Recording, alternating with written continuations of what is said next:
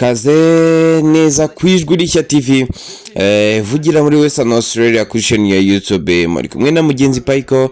Ngira ngo mbibutse no gukanda subscribe kugira ngo muzajye mukomeza gukurikirana ibiganiro byacu byose tubagezaho. Amakuru rero tujye kubagezaho na amakuru yaranze icyumweru gishize. Amakuru yacu rero reka tuyatangirire ku nteko ishinga amategeko y'Ubwongereza yatoye itegeko ryo guhuhura umurwayi, rikaba ryatowe n'amajwi 330 kuri 275 batarishyigikiye. Ryatowe nyuma y'impaka mu nteko zamaze amasaha 5. Abatarishyigikiye basabye ko ubuzima bwabo bwajya burangira bisanzwe, ni mu gihe abarishyigikiye bo bavuga ko bizajya birinda abarwayi ububabare mu burwayi bwabo. Iri tegeko rireba abarwayi nabwo bageze mu za bukuru barwaye indwara zidakira kandi bakaba bazimaranye mu gihe kitari munsi y'amezi 6. Ibi kandi bizajya byemezwa n'abaganga babiri ndetse n'umucamanza mukuru. Iri tegeko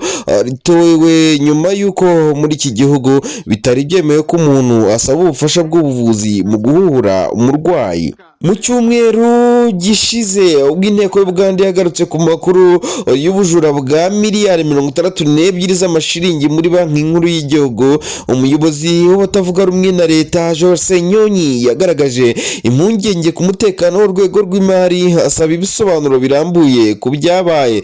Minisiteri y'imari yemeye ko hari konti zatewe, ariko ivuga ko igipimo cy'amafaranga yibwe kitageze kuri miliyari 62 z'amashiringi. Ibibazo bikomeye byagaragajwe n'abadepite basaba leta gutanga raporo y'agateganyo no kwizeza abaturage umutekano w'amafaranga yabo. Henry Musasizi, umunyamabanga wa leta ushinzwe imari, yasabye kwihangana kugeza iperereza rirangiye. Gusa hakomeje kugaragara kutizera gukomeye ku bijyanye n'umutekano mu mabanki no ku buryo leta ikemura iki kibazo. Guverinoma n'abaturage baracyategereje ibisobanuro birambuye. Mu cyumweru gishize kandi urwego rw'igihugu rw'ubugenzacyaha RIB rwerekanye abagabo babiri bakekwaho ibyaha byo kwinjiza ibicuruzwa bya magendu mu Rwanda ndetse n'ubufatanyacyaha muri iki cyaha. Ibi bicuruzwa byose rero bifite agaciro ka miliyoni 200. Aba bagabo rero, umwe ni umucuruzi undi ni umushoferi,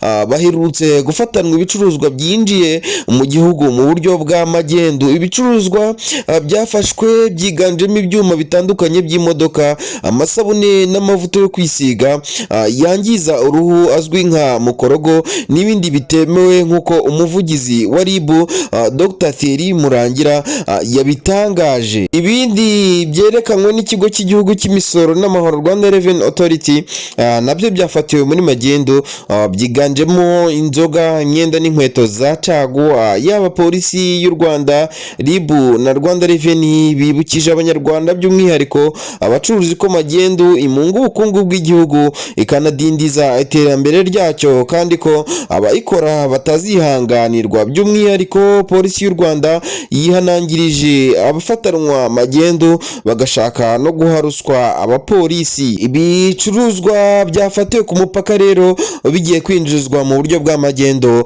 byari bifite agaciro ka miliyoni zisaga 200, aho rero byanagombaga gusoreshwa miliyoni 77. Perezida wa Kenya Dr. William Ruto cyumweru gishize kandi yatorewe kuba umuyobozi mukuru w'umuryango wa Afrika y'Iburasirazuba EAC, asimbuye Salva Kiir Mayardit wa Sudani y'Epfo. Byatangarijwe Arusha muri Tanzania mu nama isanzwe y'abakuru b'ibihugu byo muri uyu muryango yabaye kuri uyu wa 30 Gushyingo 2024. Muri iyo nama ahanizihijwe isabukuru y'imyaka 25 EAC maze ishinzwe. Perezida Kagame nawe yari yitabiriye inama yateraniye Arusha kuri uyu wa 6 tariki ya 30 Gushyingo 2024.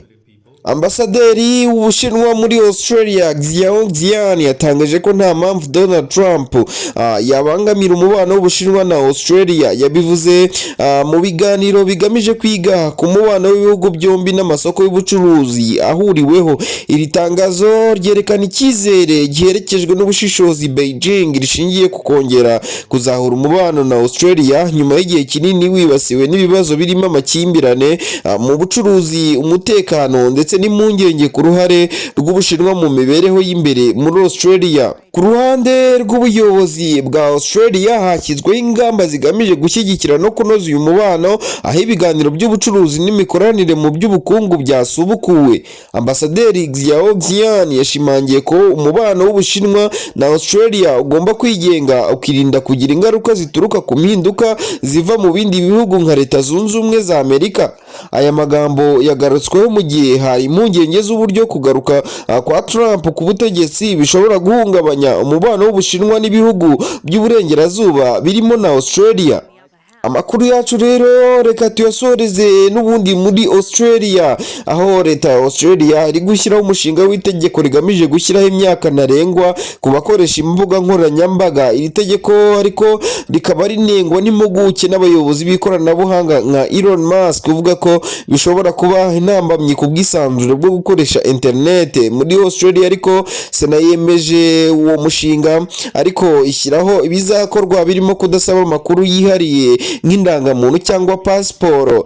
Iri tegeko kuri ubu ryashyigikiwe n'abaturage bagera kuri 77%, nubwo benshi batari guhuriza ku byerekeye imyaka fatizo. Amakuru yacu yaranze icyumweru gishize n'aha tuyasoreje. Mukomeze kuryoherwa n'ibiganiro Ijwi Rishya TV ibagezaho. Mwari kumwe na mugenzi Payiko hano muri Western Australia, aho mudukurikiranira kuri chaîne ya YouTube. Mugubwe neza na hejo.